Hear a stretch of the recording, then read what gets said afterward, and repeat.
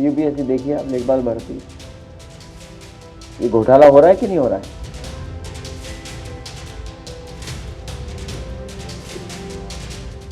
आप लोग ही मदद करो हमारी। पिछले दिनों उत्तर प्रदेश अधीनस्थ सेवा चयन आयोग ने राजस्व लेखपाल के 7,994 पदों पर भर्ती का नोटिफिकेशन जारी किया, जिसमें पदों के आरक्षण को लेकर सोशल मीडिया पर सवाल उठने लगे। लोग कहने लगे कि ओबीसी को 27% आरक्षण नहीं मिला। इसी बीच समाजवादी पार्टी अध्यक्ष अखिलेश यादव भी इस विवाद में सामने आ गए। उन्होंने साफ साफ कह दिया कि लोक सेवा आयोग में घोटाले हो रहे हैं, सबसे ज्यादा धोखा पिछड़ों के साथ हो रहा है। हालांकि 17 दिसंबर की देर रात हुई बैठक में मुख्यमंत्री योगी आदित्यनाथ ने लेखपाल भर्ती के नोटिफिकेशन में मिली शिकायतों का संज्ञान ले लिया है। उन्होंने नौकरियों में आरक्षण को लेकर अफसरों पर सख्ती बरती, लेकिन यहां सवाल यह उठता है कि आखिर यह पूरा मामला क्या है और क्यों 7,994 पदों पर आई लेखपाल की भर्ती को लेकर सवाल उठ रहे हैं। नमस्कार, मैं गौरव कुमार पांडे हाजिर हूं यूपी तक पर। 16 दिसंबर 2025 को उत्तर प्रदेश अधीनस्थ सेवा चयन आयोग ने लेखपाल की मुख्य परीक्षा के लिए नोटिफिकेशन जारी किया। 7,994 पदों के लिए यह भर्ती आई। इसमें आरक्षण को देखते हुए जो पदों की संख्या दी गई थी वो थी अनरिजर्व्ड के लिए 4,165, ओबीसी के लिए 1,441 पद, ईडब्ल्यूएस के लिए 792 पद, एससी के लिए 1,446 पद, एसटी के लिए 150 और कुल पद मिलाकर जो थे वो थे 7,994 पद। अब इसी में ओबीसी के पदों को लेकर हल्ला हो गया। दावा किया जाने लगा कि आरक्षण जो मिलना चाहिए था वो नहीं मिला। युवाओं के साथ साथ बड़ी संख्या में समाजवादी पार्टी के नेता इस मुद्दे पर पोस्ट करने लगे।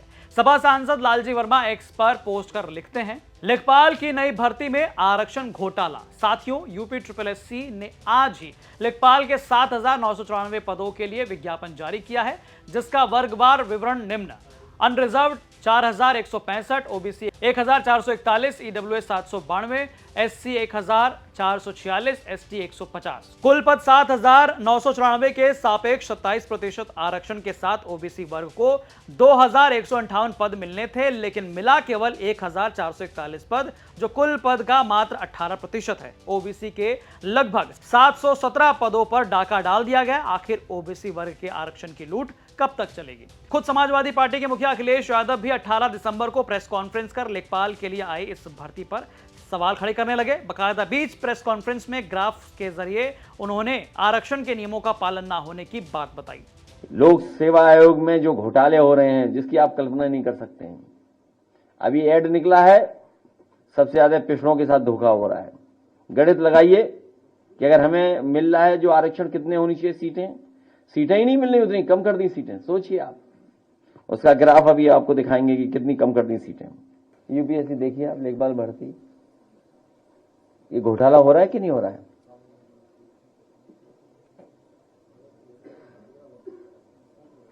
आप लोग ही मदद करो हमारी।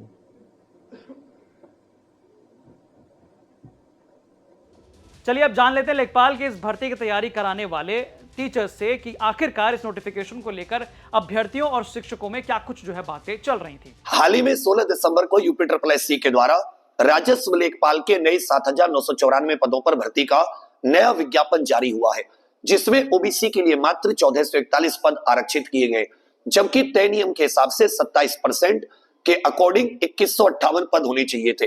इन 717 पदों को क्यों कम किया गया है, इसको लेकर यूपी SSSC ने अभी कोई स्पष्टीकरण, कोई भी क्लैरिफिकेशन नहीं दिया है। ओबीसी वर्ग के छात्रों में इस चीज को लेकर बहुत ज्यादा हताशा और मायूसी है और सरकार से मांग की जा रही है कि 27% के नियम के हिसाब से 2,158 पद ओबीसी के लिए इस नई भर्ती में, लेखपाल की नई भर्ती में बहाल किए जाए। तो कुल मिलाजुलाकर ये पूरा मामला था। हालांकि इसके विपरीत अलग जो है सबसे बड़ी खबर जो आई बीच में वो ये थी, जो हमारे संवाददाता आशीष श्रीवास्तव ने लखनऊ से बताई कि 17 दिसंबर की देर रात एक बैठक हुई, जिसमें मुख्यमंत्री योगी आदित्यनाथ ने सरकारी नौकरियों में आरक्षण को लेकर अफसरों को सख्त निर्देश दिए। सीएम योगी ने स्पष्ट कहा कि संविधान के नियमों और आरक्षण रोस्टर में किसी भी तरह की हिला हवाली बर्दाश्त नहीं की जाएगी। मुख्यमंत्री ने कहा कि सरकार सरकारी नौकरी में हर वर्ग को उसका अधिकार देने के लिए पूरी तरह प्रतिबद्ध है। उन्होंने लेखपाल भर्ती की अधियाचन प्रक्रिया में मिली शिकायतों का संज्ञान लिया। आपको बता दें कि कल देर रात हुई बैठक में सीएम ने राजस्व परिषद के चेयरमैन को चेतावनी दी। मुख्यमंत्री ने कहा कि 7,994 खाली पदों पर वर्टिकल और हॉरिजॉन्टल आरक्षण का नियमानुसार पालन किया जाए।